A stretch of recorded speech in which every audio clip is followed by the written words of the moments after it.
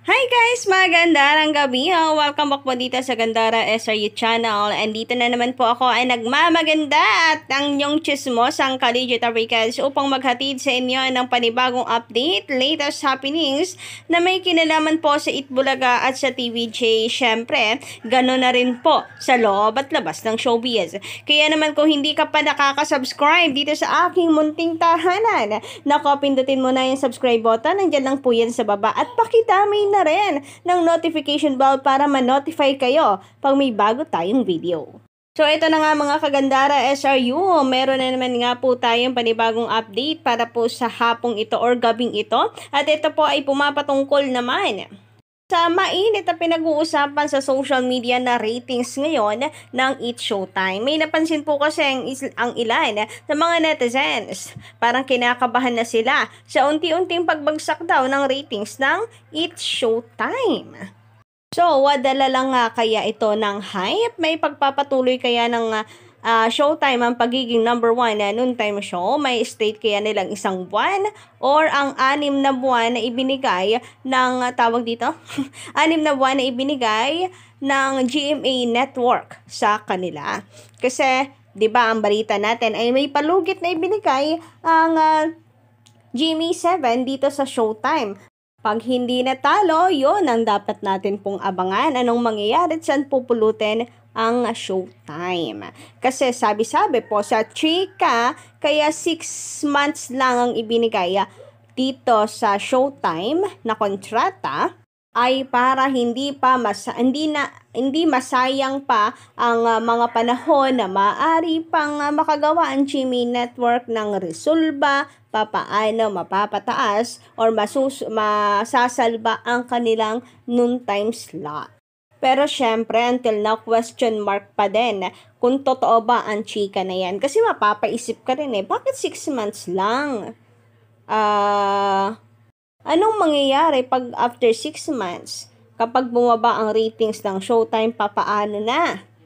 And ngayon ay may nangangamba na nga na mukhang hindi po kakayanin ng Showtime. May statement lang ang isang buwan ng pagiging number 1 Kaligit Africans, kagaya ng nagagawa ng Itbulaga na hindi lang po sa una magaling kundi na may maintain. Dumaan man po ang mga failure at pagsubok Africans, ganun talaga. Kasama po yan kaya nga tumagal sila at naging matatag sa loob ng 4 na dekada.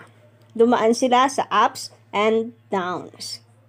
Well guys, kung ako naman po ang tatanungin, hindi naman ganoon kalaki ang ibinagsak ng Showtime. Nasa line of 8 pa rin naman po sila. Pero yun nga, mainit kasi, kumbaga ay mainit ang mata ng mga tao kasi sa ratings guys. Kaya yung mga ganito pong bagay ay talagang napapansin at nagiging issue. Anyway, kung sakasakaling man nga na magtuloy-tuloy, dire-diretso yan mga kadabrikals, syempre good news yan para po sa atin na mababalik muli ang corona dito sa Itbulaga. Well, kung akong tatanungin, mula noon hanggang ngayon, hindi pa naman naagaw ng Showtime ang corona kasi mas marami pa rin po ang wins ng TVJ kaysa po dito sa It's Showtime. Kumbaga, ang simula ng pagrareyna-reynahan nila ngayon dito sa Showtime or dito sa noontime ay hindi po hindi po nangangahulugan na natalo na po nila ang Itbulaga.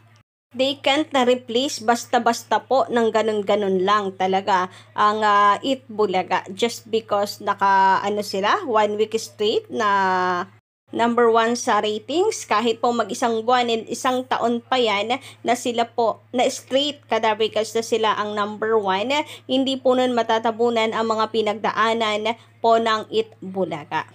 Ang naging tatak, ang yapak na nagawa po ng Itbulaga. Pero uulitin ko lang no hate ako sa It's Showtime. So kung sila po ay nakakatikim ngayon ng success, congratulations to them. Matagal na rin naman sila, at the end of the day, original noontime show pa rin po yan. And ayun nga, sabi ko, kahit ano pong mangyari, hindi naman po nila matatalo ang EB. Umabot man po ng taon straight ang kanilang ratings. Kasi ang dami ng pinagdaanan na ng Itbulaga. So, ayun, bago ko po ma-recall ulit, sabihin yung mga nasabi ko kanina, eto na nga yung napapansin nila. From 8.7 nga po na ratings nila nung April 9 po ba to? And then, naging 8.3 nitong 10 and ngayong 11 ay 8.0 na lang. So, unti-unti pong bumabagsak ng kanilang ratings nga naman. Pero sabi ko nga, nasa line of 8 pa din naman. Sadyang mainit lang ang mata ngayon ng mga tao talaga sa ratings. Kaya bagay po na ito. Pero kung magtutuloy-tuloy yan, yun nga.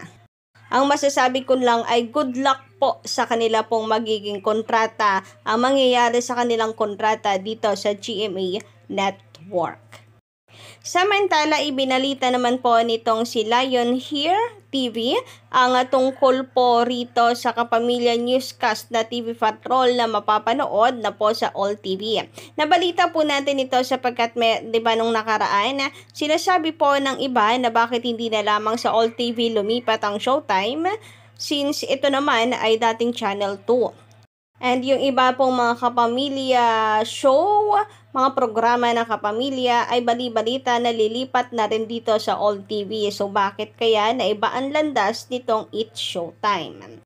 Samantala, speaking of All TV, meron po tayong nasagap na balita na kung saan ang Itbulaga ay mapapanood na rin dito sa All TV Network. So, gaano kaya katotoo ang chika na yan, mga kadarikads? Yan po ang atin pong tututukan sa mga susunod po nating update.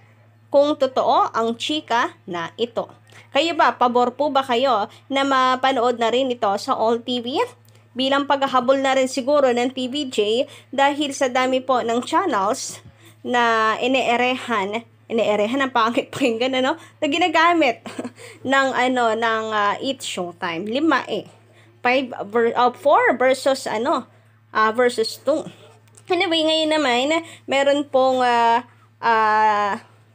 pinag-uusapan ang sa na-launch ng Itbulaga na That's My Boyfriend segment na kinabukasan ay hindi rin po nila ibinalik. Mukhang may inaayos sila dito sa segment na ito or po pwedeng sa barangay na nga lang po ito ituloy. So, last day last day nga ba? Sabi po dito ng isa po nating Kaligyo-Tarikans, mukhang wala na yung That's My Eme nila today. Let's see if babalik nila bukas, if inayos na or first day, last day na yung contest. Good thing if makikinig sila whether it's positive or negative comments. Samantala, dumako naman tayo sa pagbabasa ng komento mula sa ating pong mga dear subscriber. Ayan, mahal na mahal ko kayo mga kadabrikans. Thank you so much sa pagsuporta araw-araw, gabi-gabi sa akin pong mga update. Mula po kay Sir Roy Michano Mogol, tama naman yung sinabi ng isang commenter mo, Miss Gandara. Bakit kinikredit ng GMA ang Showtime? Hindi naman sa kanila at hindi sila ang gumawa at sa ABS-CBN yan. Network lang ang kanila. At hindi ang It's Showtime. Nanggagamit lang naman sila. Pareho. So, ayun na nga kadabrikads. Dahil, syempre, naangat nabuhat po ng It's Showtime ang GMA Network. Kaya naman itong GMA, or should I say, mga fans na itong Kapuso, tuwang-tuwa, baka nga po may pa-round of applause pang nalalaman dahil napakataas ang ratings. Hindi naman po kanilang noontime show yon kundi sa ABS-CBN. Tatak, ABS-CBN. Anyway, sabi naman dito ni Birch Pogi, kung dumami man ang viewers ng Kapuso Network, ay dahil sa mga fans ng Kapamilya. It's true, 101% at Showtime. Kaya wag magyayabang mga fans ng Kapuso. Ang masaklap pa nga po nito kadarbigan, sila pa yung may ingay. Sila pa tong mayayabang. Nagyayabang din naman ang ilang kapamilya. Meron din naman po tayo nababasa na nag-iingay din sila. Pero mas grabe itong mga Kapuso fans, lalong higit po ang tape defenders na nakikipanatik sa Showtime na dati-rate, kinakalaban po nila. At least tayo, napaka-transparent na okay lang sa atin ang It's Showtime. Pero sila talagang kalaban ang turing noon. Pero tingnan nyo naman ngayon kung makapanatiko. Kasi ito lang po ang nakikita nilang way para siraan ang Itbulaga. Sa kaso kasi ng Tape Inc. at ng TVJ ay wala pong balita pa. So, wala po silang maiingay. So, paano na lang ang social media account nila na babago pa lamang po umuusbong? Mukhang matetenga po ulit kung hindi makikisawsaw sa issue ng iba. So, yun lang po ating update para po sa gabing ito. Don't forget to click the subscribe button and notification bell for more